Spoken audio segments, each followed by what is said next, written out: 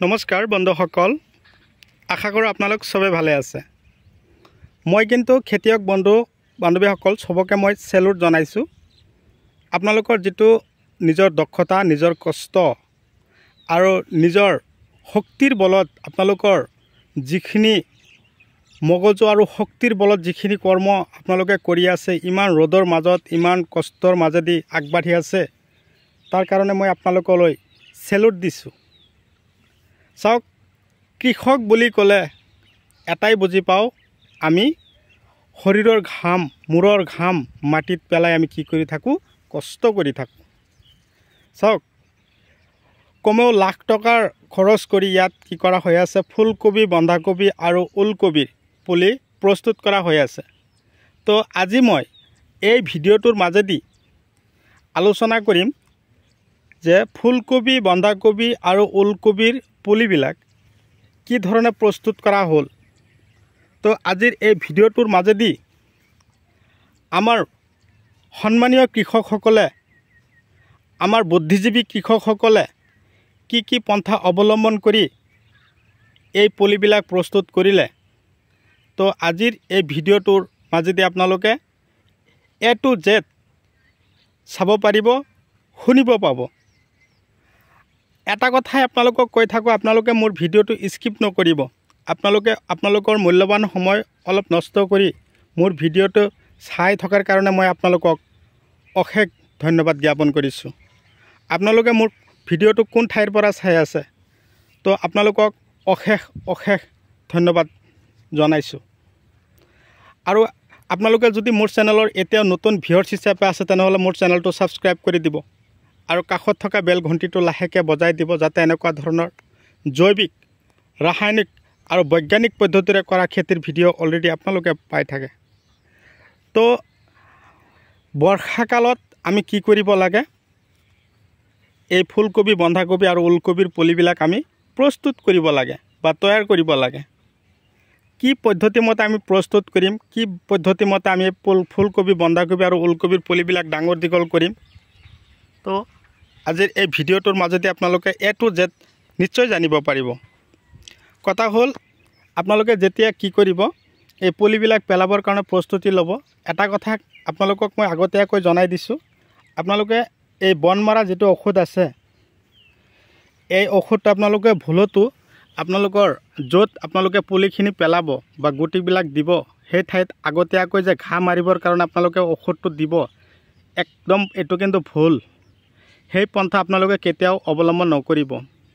সেই পন্থা যদি অৱলম্বন কৰে, তেনেহ'লে কিন্তু পুলিবিলাক হালধীয়া, হেতাৰ পৰা ৰংচঙীয়া হৈ যাব, তেতিয়া কিন্তু খেতিৰ বাবে বৰ উপযোগী নহ'ব। আৰু যদি আপোনালোকে খেতিত লগাব খোজে, তেনেহ'লে সেইবিলাক পুলি কিন্তু খেতিৰ বাবে যোগ্য হিচাপে নাথাকিব। তাৰ কাৰণে আপোনালোকক কৈছোঁ, আপোনালোকে কি কৰিব লাগিব, পুলিবিলাক প্ৰস্তুত কৰাৰ আগতে ধুনীয়াকৈ হাল মাৰিব, হাল মাৰি ময়াই ধূলিময় কৰি তাৰপিছত আপোনালোকে কি কৰিব, এই ঘাঁহৰ গুটি, বন যিবিলাক আছে চব আপোনালোকে কি কৰিব লাগিব, এটা এটাকৈ গুটি আপোনালোকে চাফা কৰিব লাগিব। চাফা কৰি তাৰপিছত আপোনালোকে নাৰ্চাৰী আকাৰে বনাব লাগিব। এটা ভেটি বনাবলৈ হ'লে আপোনালোকক মই দেখুৱাই দিছোঁ, এই মাটি, আমাৰ যিটো সমান আকৃতিৰ মাটি আছে, মাটিতকৈ কমেও 6 পৰা 7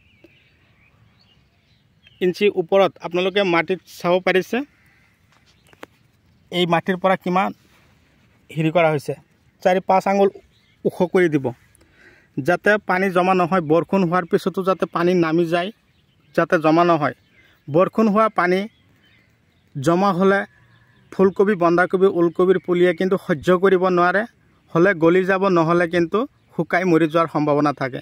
সেইকাৰণে মই আপোনালোকক কৈ থাকোঁ, আপোনালোকে পৰাপক্ষত এনেকুৱা ধৰণৰ পুলি যদি আপোনালোকে প্ৰস্তুত কৰিব বিচাৰিছে, তেনেহ'লে আপোনালোকে ধুনীয়াকৈ হাল মাৰিলে, হাল মৰাৰ পিছত বন চাফা কৰিলে, আপোনালোকে এটা কৰ্ম কৰিব লাগিব, সেইটো হ'ল 1 পৰা 1.5 বছৰৰ পুৰণা যিবিলাক একদম গুৰি হৈ থকা গোবৰ আছে, সেই গোবৰবিলাক আপোনালোকে কি কৰিব লাগিব, যিখিনি মাটিত আপোনালোকে পুলি প্ৰস্তুত কৰিব, সেই ঠাইখিনিত ধুনীয়াকৈ সিঁচি ল'ব। সিঁচি লোৱাৰ পিছত আপোনালোকে এনেকুৱা ধৰণৰ ভেটি বনাব। ভেটিৰ বহল দিব আপোনালোকে এই বহলটো দিব আপোনালোকে 2.5 পৰা 3 ফুট আৰু দীঘা আপোনালোকে যিমান দিব পাৰে আপোনালোকৰ গুটিৰ অনুপাতে আপোনালোকে দিব পাৰিব। আমাৰ ইয়াত যে দেখুৱাই আছোঁ ইয়াত কিন্তু এটা ভিটিত দীঘল আছে 36 ফুট। তো আপোনালোকে 20 ফুটো বনাব পাৰে, 30 ফুটো বনাব পাৰে, এটা আপোনালোকৰ ওপৰত নিৰ্ভৰ কৰিব বা খেতিয়কৰ ওপৰত নিৰ্ভৰ কৰে। এতিয়া আলোচনা কৰিম আপোনালোকে পৰাপক্ষত ৰাসায়নিক সাৰ আপোনালোকে এই পুলি প্ৰস্তুত কৰাৰ সময়ত বেছি নিদিব। ৰাসায়নিক সাৰ যদি আপোনালোকে বেছি ব্যৱহাৰ কৰে বা ইউৰিয়া সাৰ বেছি দিয়ে তেনেহ'লে আপোনালোকৰ খেতিত পুলিবিলাক নষ্ট হোৱাৰ সম্ভাৱনা বেছি থাকিব। সেইকাৰণে আপোনালোকক কৈছোঁ আপোনালোকে কেৱল যিটো আমাৰ সুপাৰ বুলি কওঁ, যেতিয়া আপোনালোকে পুলি পেলাব তাৰ কমেও 1 সপ্তাহ বা 10 দিন আগতে সেই মাটিত দি তাৰপিছত আপোনালোকে ভিটি বনাব। প্ৰতি ভিটিতে আপোনালোকে এটা তাৰমানে ভিটিত আপোনালোকে কি কৰিব, 1 পোৱাকৈ দিলেই যথেষ্ট। 1 পোৱাকৈ যদি আপোনালোকে দিব পাৰে তেনেহ'লে হৈ গ'ল।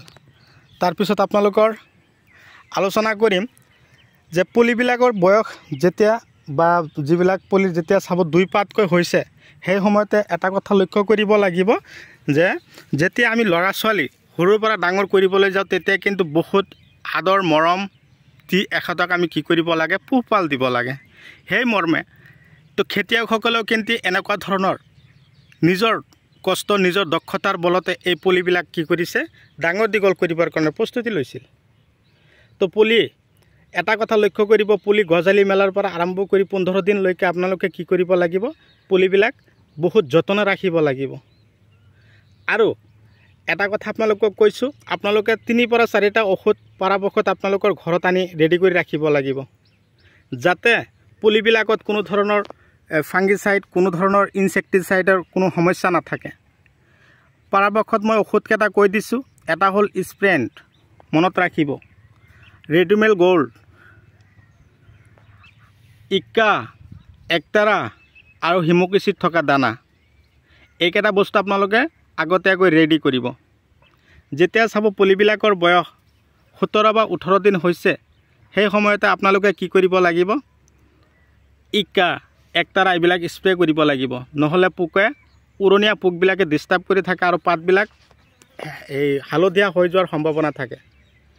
আৰু যেতিয়া চাব গছৰ গুৰিবিলাক বা পুলিবিলাক একদম শুকাই আছে তেতিয়া কিন্তু আপোনালোকে কি কৰিব লাগিব, এই ৰেডুমেল গোল্ড স্প্ৰে কৰিব লাগিব। আৰু এটা সময় আহিব যেতিয়া পুলিবিলাক এনেকুৱা হ'ব, এটা কথা লক্ষ্য কৰিব, পুলিবিলাক যে পেলোৱাৰ ধৰণটো মই কৈছোঁ, আপোনালোকে এটা পুলিৰ পৰা আৰু এটা পুলিৰ দূৰত্ব ৰাখিব 3 ইঞ্চি বা 2 ইঞ্চি 2.5 ইঞ্চি এনেকৈ পেলাব পাৰিব। তো পেলোৱা হ'ল, গজালি মেলিল, ঔষধ দিলে, যিখিনি কৰ্ম আপোনালোকে কৰিলে, এইবিলাক কামি দিলে, কাগজ লগাই দিলে। কাগজৰ কাম হ'ল ৰ'দৰ পৰা পুলিবিলাক ৰক্ষা কৰিবৰ কাৰণে, বৰষুণৰ হাতৰ পৰা ৰক্ষা কৰিবৰ কাৰণে। কিন্তু আপোনালোকে ৰুটিন সহকাৰে আপোনালোকে পুলিবিলাক প্ৰস্তুত কৰিব লাগিব। মৰ্নিং কমেও 4টামান বজাত আপোনালোকে সেই কাগজ খুলি দিব লাগিব, পলিথিনটো খুলি দিয়া হ'ল। খুলি দিয়াৰ পিছত কমেও 10টামান বজাত আপোনালোকে কি কৰিব লাগিব, সেই পলিথিন আকৌ বন্ধ কৰি দিব লাগিব। আকৌ 2টামান বজাত আকৌ খুলি দিব লাগিব। ৰাতি 10টালৈকে আকৌ খুলি দিব লাগিব, যাতে নিয়ৰৰ টোপালৰ পানীবিলাক পুলিয়ে খাব পাৰে বা পাতত পৰিব পাৰে বা পুলিয়ে আহৰণ কৰিব পাৰে। এতিয়া স্প্ৰেণ্ট মাজে মাজে স্প্ৰে কৰিব। স্প্ৰে কৰিলে পাতবিলাক চিকচিকীয়া হৈ থাকিব, গছৰ ধৰণ ভাল হ'ব বা পুলিবিলাক দেখাত বহুত ভাল হ'ব। আৰু যাতে এই পুলিবিলাক সুস্থ থাকিব পাৰে তাৰ কাৰণে কি কৰিব, যাতে ভিটি যেতিয়া শুকাই যাব তেতিয়া আপোনালোকে পানীৰ যোগান ধৰিব লাগিব, স্প্ৰে কৰি পানী দিব পাৰিব। আৰু এটা কথা আপোনালোকক কৈ দিছোঁ, এই কথাটো সকলোৱে কিন্তু নাজানে।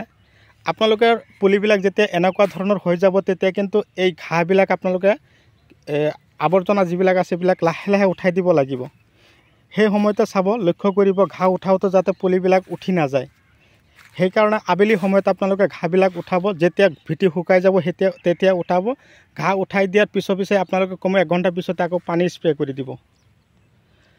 পানী স্প্ৰে কৰি দিয়াৰ পিছত যিবিলাক পুলি 2টা উঠি গ'লেও সেই পানী পোৱাৰ লগে লগে শিপাই আকৌ নতুন কাম কৰিব। ঘাঁহ উঠাই দিয়া হ'ল, পানী স্প্ৰে কৰি দিলে, স্প্ৰেণ্ট দিলে, ৰেডুমেল গোল্ড দিলে, এইবিলাক আপোনালোকে যতন লোৱাৰ পিছতে আপোনালোকে এটা কাম কৰিব, আপোনালোকে চাব আপোনালোকৰ ঘৰৰ ওচৰে পাজৰে চাব ডাঙৰ ডাঙৰ আৱৰ্জনা হাবি বননি হৈ আছে যদি য'তবিলাক মাটিত, সেইবিলাক মাটিত কিন্তু সাৰ কম থাকে, ৰঙা মাটি বুলি কওঁ। সেই ৰঙা মাটিবিলাক আপোনালোকে আনিব, যিদিনাখন ভিটিত আপোনালোকে সেই ঘাঁহবিলাক উঠাই দিলে সেই পুলিবিলাকৰ মাজে মাজে সেই ৰঙা মাটিবিলাক আপোনালোকে দি দিব। কি পদ্ধতিত দিব মই আপোনালোকক কৈ দিছোঁ।